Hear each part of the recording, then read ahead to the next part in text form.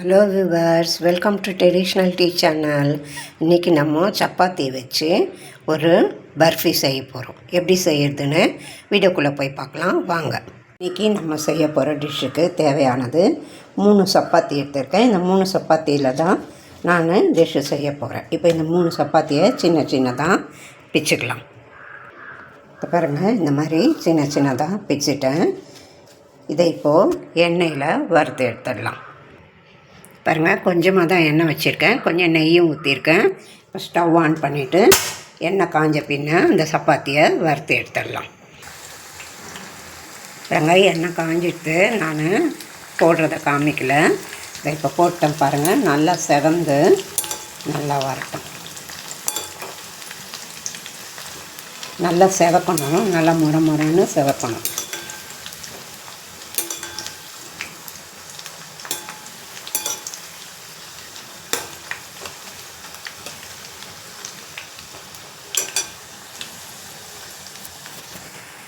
பாருங்கள், இந்த அளவுக்கு செவந்தால் போதும். இப்போது எடுத்துடலாம்.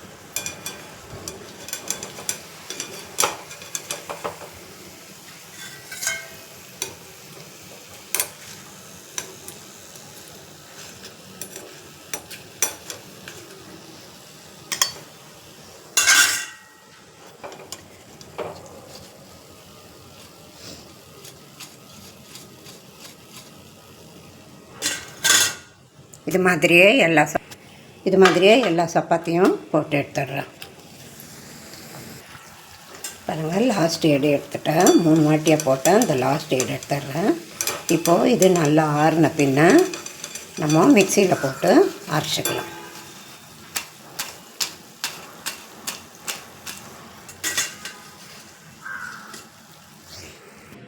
இது பாருங்கள், இது இப்போ நல்லா ஆறிட்டு இதை மிக்சியில் போட்டு அரைச்சிக்கலாம். நல்லா பொடியாக அரைச்சி எடுத்துன்னு வந்துடலாம். இதோட 2 ஏலக்காய் போடுறேன்.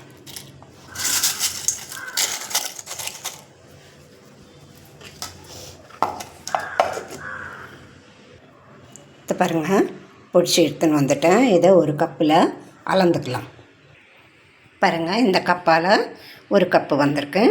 இப்போ நம்ம எப்படி செய்யறதுன்னு பார்க்கலாம். இப்போது இந்த மாதிரி கடாயை அடுப்பில் வச்சுருக்கேன். அடுப்பை சிம்மில் வச்சுக்கிறேன். அடுப்பை சிம்மில் வச்சுட்டு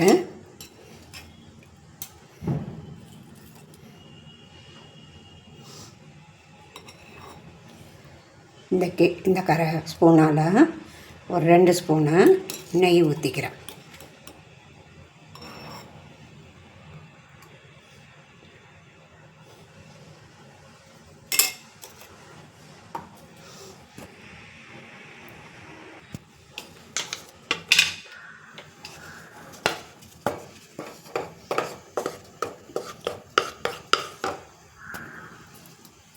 இப்போது நம்ம பொடிச்சு வச்சதை போட்டுடுறோம்.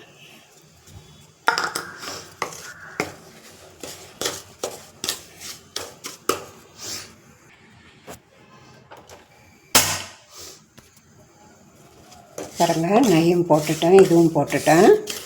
இப்போது நான் இதை 1 டம்ளர் எடுத்தேன் இல்லையா, 3/4 டம்ளர் பால் ஊற்றிக்கலாம். 3/4 கப்பு 1 கப்பு இந்த மாவு இருந்துச்சு. 3/4 கப்பு பால் ஊற்றிக்கிறேன்.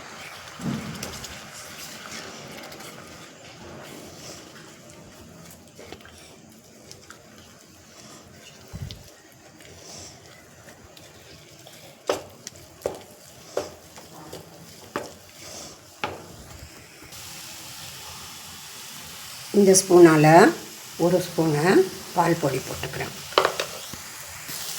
இப்போ நம்ம கலரி கொடுக்கலாம். கொஞ்சம் நெய் ஊற்றிக்கிறேன். குத்தி கொடுத்துட்டு கொஞ்சம் நெய் ஊற்றிக்கிறேன்.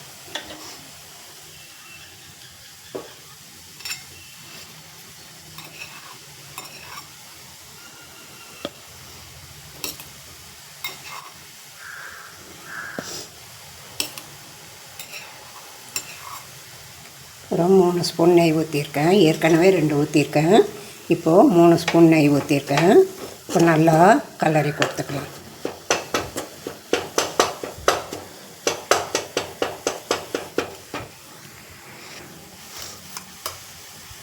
இந்த ஸ்பூனால் ஒரு 4 ஸ்பூனு சர்க்கரை போட்டுக்கிறேன்.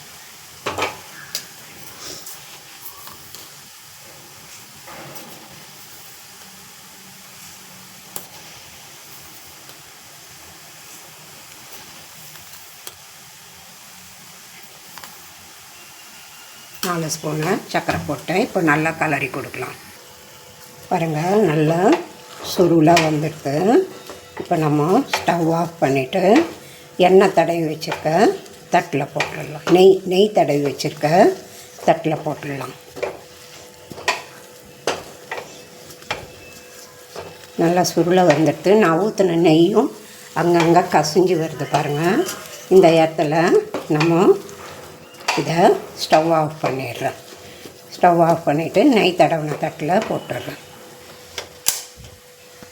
தடவி வச்சுருக்கேன் இந்த தட்டில் அதை எடுத்து போட்டுடுறேன்.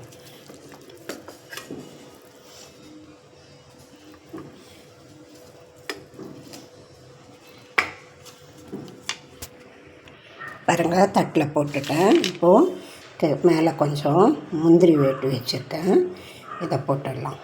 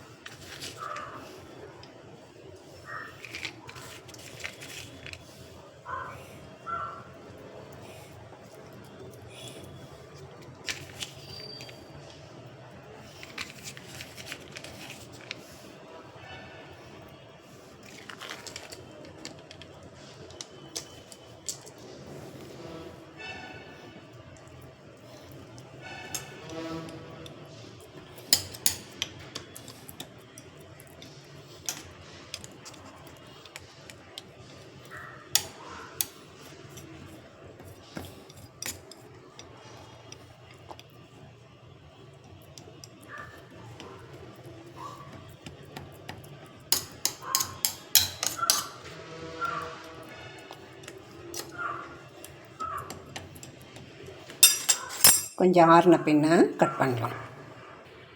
இதே மாதிரி நீங்களும் உங்கள் வீட்டில் செஞ்சு பாருங்கள். எனக்கு லைக் பண்ணுங்கள், ஷேர் பண்ணுங்கள், கமெண்ட்ஸ் பண்ணுங்கள், சப்ஸ்கிரைப் பண்ணுங்கள். தேங்க்யூ.